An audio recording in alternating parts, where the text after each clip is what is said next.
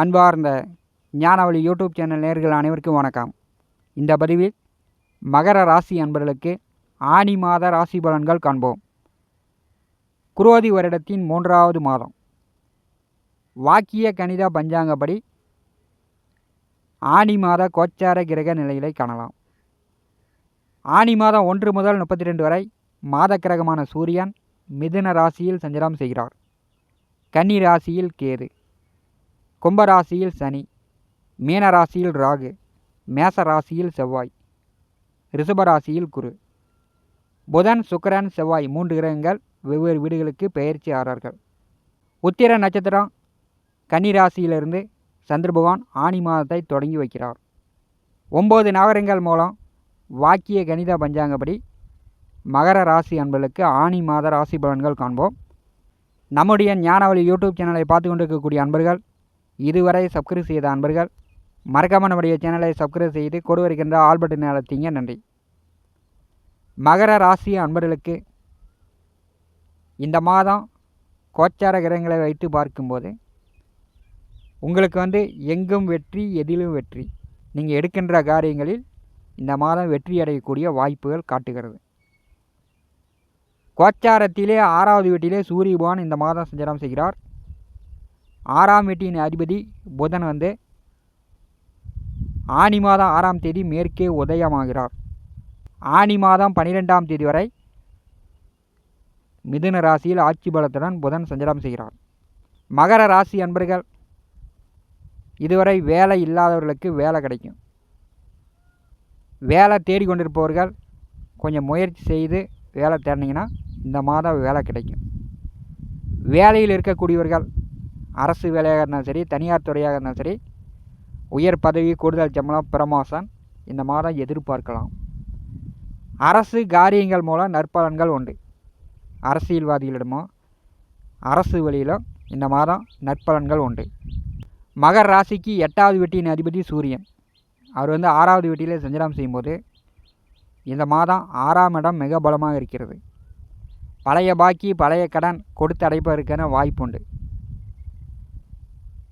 சூரியன் மிக பலமாக 8ஆம் வீட்டில் சஞ்சாரம் செய்யும்போது ஒரு சிலருக்கு ஜுரம், காய்ச்சல், தலைவலி, சளி இந்த மாதிரி சிறு சிறு நோய் நொடி தொந்தரவு வருவதற்கான வாய்ப்பு உண்டு.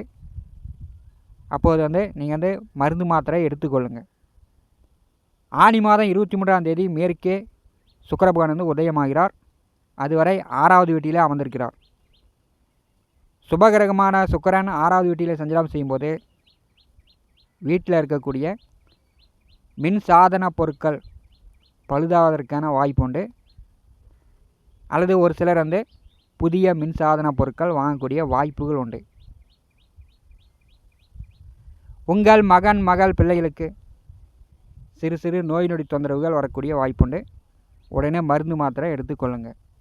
6ஆம் வீட்டின் அதிபதி புதன் ஆட்சி பலத்தில் இருக்கும்போது மகர ராசி அன்பர்கள், உங்கள் தந்தை, சித்தப்பா, பெரியப்பா அவர்களிடம் வாக்குவாதங்களில் ஈடுபடாதீங்க. அவங்க சொல் பேச்சை கேட்டு செயல்படுங்க. புதன் அஸ்தங்க நிலையில் சஞ்சாரம் செய்யும்போது சூரியன் அங்கே அமர்ந்திருக்கும் போது தந்தை வழியில் ஒரு மனஸ்தாபங்கள் வரக்கூடிய வாய்ப்புகளும் மகர ராசி அன்பர்களுக்கு உண்டு.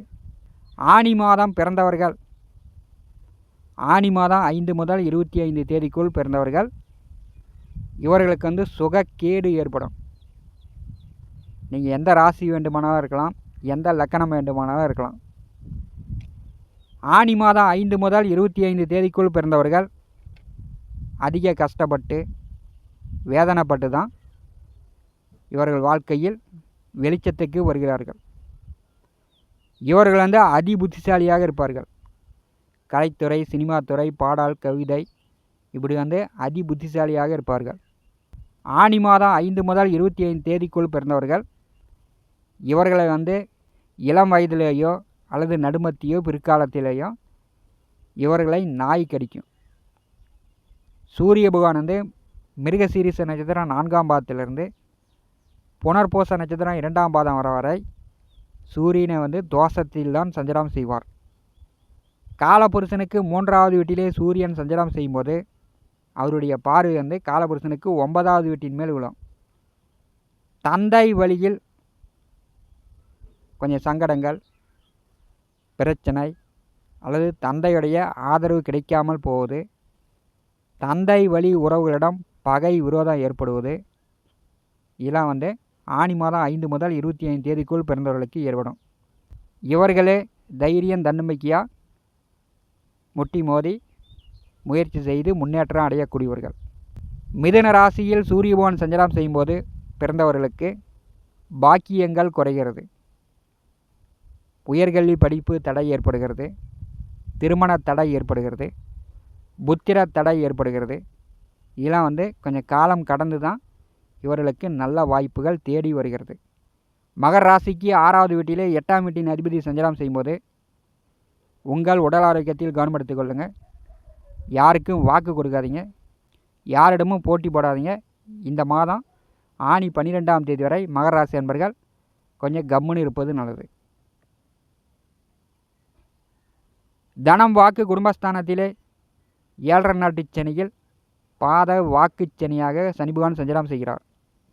அதாவது பாதத்திலிருந்து வயிற்றுக்கு இப்போ நாக்கில் சனி பகவான் அமர்ந்திருக்கிறார்.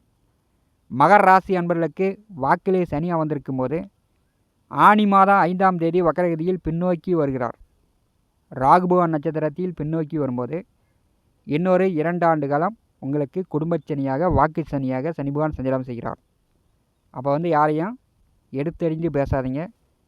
குடும்பத்திலும் சரி வெளி இடங்களிலும் சரி பேசும்போது குடும்ப உள் விவகாரங்களை மற்றவர்கள் யாரிடமும் பேசாமல் இருப்பது மகர ராசி என்பதற்கு நல்லது.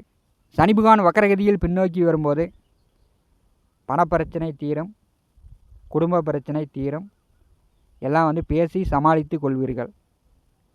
ஆனி மாதம் 1ஆம் தேதி சனி பகவான் நட்சத்திரத்தில் ராகு பகவான் சஞ்சாரம் செய்ய போகிறார். தைரிய வீரியஸ்தானம் பலமாகிறது. 3ஆவது வீட்டிலே ராகு பகவான் சனி நட்சத்திரத்திலும் 2ஆவது வீட்டிலே சனி ராகு நட்சத்திரத்திலும் நட்சத்திர பரிவர்த்தனையில் 2 கிரகங்கள் சஞ்சாரம் செய்யும்போது மகர ராசி என்பர்கள் உங்கள் குடும்பமும் சரி உங்கள் முயற்சியும் சரி உங்களுக்கு ஒத்துழைப்பு தருவாங்க. 2ஆவது வீட்டிலே சனி பகவான் வக்கரகதியில் பின்னோக்கி வரும்போது வண்டி வாகனங்களில் நீங்கள் புதிய வண்டி வாகனங்கள் வாங்கும்போது கொஞ்சம் பார்த்து பக்குவமாக வாங்க, ஏமாந்து போவதற்கான வாய்ப்புண்டு. ஏன்னா வண்டி வாகனங்களில் விருத்தி இருக்காது, பெரிய அளவு லாபங்கள் சம்பாதிக்க முடியாது.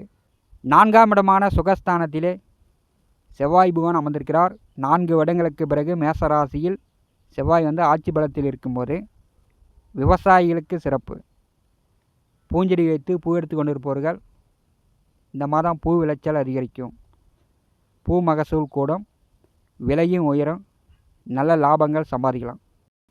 பூமி நிலம் சொத்துக்கள் கிடைக்க வாய்ப்புகள் உண்டு. வீடு கட்டலாம், வீட்டு மனை வாங்கலாம், சொத்து பத்து நிலம் வாங்கக்கூடிய வாய்ப்புண்டு. சொத்து பத்திரங்களை பேங்கில் அடமானம் வைத்து கடன் பெற்றவர்கள் கடனை கட்டிட்டு சொத்து பத்திரங்களை திருப்பி வாங்கிட்டு வரலாம். இல்லைன்னா குத்தகை நிலம் ஓட்டுறவர்கள் இந்த மாதம் முயற்சி செய்யலாம்.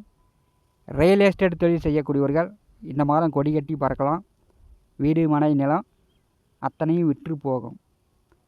4ஆவது வீட்டிலே செவ்வாய் ஆட்சி பலத்தில் இருக்கும்போது வண்டி வாகனங்களில் போகும்போது கொஞ்சம் பொறுமையாக போயிட்டு பொறுமையாங்க. இரத்த காயங்கள் ஏற்படக்கூடிய வாய்ப்புகள் மகர ராசி அன்பர்களுக்கு காட்டுகிறது. சுகஸ்தானத்திலே செவ்வாய் அமர்ந்திருக்கும் போது உங்கள் தாயாருக்கு உங்கள் செயல்பாடுகள் மூலம் கோபதாபங்கள் வரக்கூடிய வாய்ப்புண்டு. அதனால் தாயாரிடம் அன்பு பாசமாக பேசி பழகி கொள்ளுங்கள். குருபகவான் 5ஆவது வீட்டிலே அமர்ந்திருக்கிறார். கோச்சாரத்திலே 5ஆவது வீட்டிலே குருபகவான் வரும்போது மகர ராசி அன்பர்களுக்கு அனைத்து செல்வங்களையும் கொடுக்க போகிறார். ஏன்னா தனக்காரகனே குருபகவான் தான். மகர ராசியில் தான் குருபகவான் நேசம் அடைகிறார். பெரும்பாலும் 2வது சுற்று 7.5 நாட்டு சனி நடக்கக்கூடியவர்களுக்கு தான் பணத்தட்டுப்பாடு பணப்பிரச்சனை ஏற்படும். 3வது சுற்று 7.5 நாட்டு சனி நடக்கக்கூடியவர்களுக்கு உங்கள் மகன் மகள் பிள்ளைகள் அவர்கள் சம்பாத்தியத்தில் நீங்கள் ஓரளவு பணப்பிரச்சனை இல்லாமல் காலத்தை ஓட்டலாம். முதல் சுற்று நடக்கக்கூடியவர்கள் படிப்பில் தடை, இளம் வயதிலேயே உங்களுக்கு வேலைக்கு போகிற நிலை ஏற்படும். 2வது சுற்று 7.5 நாட்டு சனி நடக்கக்கூடியவர்களுக்கு தான் பணத்தட்டுப்பாடு ஏற்படும். அந்த பணத்தட்டுப்பாடெல்லாம் குருபகன் 5வது வீட்டில் அமர்ந்திருக்கும் போது மகர ராசி என்பதற்கு நிவர்த்தி செய்ய போகிறார். திருமணம் செய்து புத்திர பாக்கியம் இல்லாதவர்களுக்கு புத்திர பாக்கியம் உண்டு.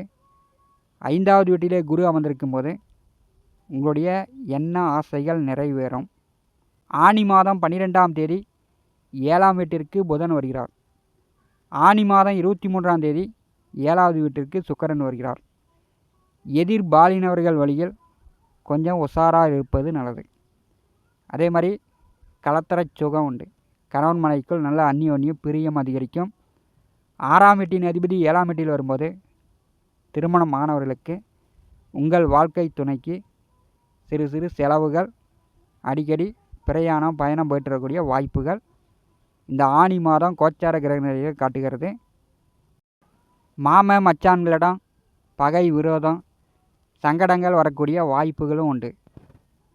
7ஆம் வீட்டின் அதிபதி சந்திரன் 9வது வீட்டிலிருந்து இந்த மாதத்தை தொடங்கி வைக்கிறார். 9வது வீட்டிலே கேது அமர்ந்திருக்கிறார். பெரும்பாலும் உங்கள் இஷ்ட தெய்வத்தையும் குலதெய்வத்தையும் மகர ராசி என்பர்கள் இந்த மாதம் வழிபடுவது உங்களுக்கு நல்லது.